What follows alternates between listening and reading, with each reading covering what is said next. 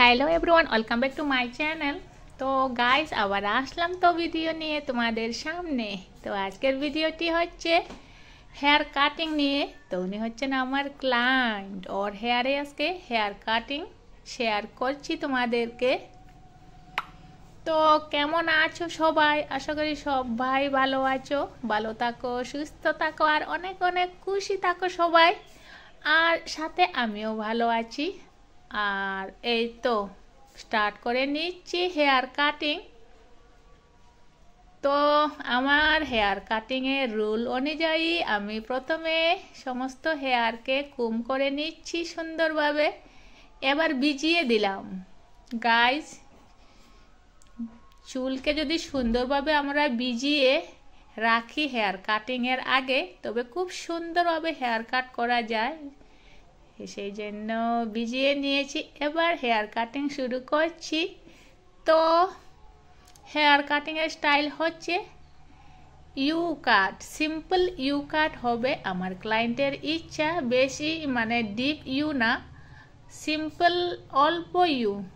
তো সেটি চেষ্টা করছি সিম্পল ইউ কাটের মধ্যে সুন্দরভাবে যাতে ফাইনাল লুক দিতে পারি, সেভাবে কাটিংটা করছি।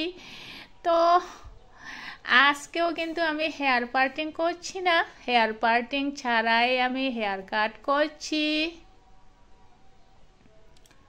এবার আর বেশিক্ষণ লাগবে না।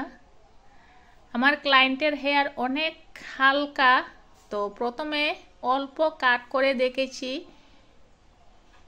কতটুক উঠানি যায় হেয়ার কাটটি। তো আমার ক্লায়েন্টের ইচ্ছা আর কি, বেশি শর্ট করবে না। তো ওনার কথা অনুযায়ী তো রাখতে পারলাম না, কারণ অল্প কাট করার পরে দেখা যাচ্ছে মানে হেয়ার কাটিংয়ের যে ডিজাইনটা আসছেই না, কারণ বেশি হেয়ারটা পাতলা। তো সেই জন্য উপর দিকে বললাম অল্প কেটে নিই। অল্প কেটে নিলেই, একটু উপরে কেটে নিলে ডিজাইনটি সুন্দর করে আসবে। সেই জন্য একটু উপরে দিয়ে দিলাম, না হলে তো কাটবে, হেয়ার কাটিং তো হবে কিন্তু সুন্দর শেপ আসবে না। তো যাদেরকেই সাজিয়ে দেই চুল ফেই সব কিছু, কিন্তু সুন্দরভাবে সাজিয়ে দেওয়ার চেষ্টা করছি। এই তো এবার শেপটি বোঝা যাচ্ছে, কারণ ক্লায়েন্টের যদি বেশি পাতলা হয় চুল, একটু উপরে কাট করলেই সুন্দর লুক আসে। তো গাইস, এই হচ্ছে final look, simple U hair cutting style. তো কেমন হয়েছে পাতলা হেয়ারের মধ্যে তোমরা কমেন্টে জানিও। টাটা।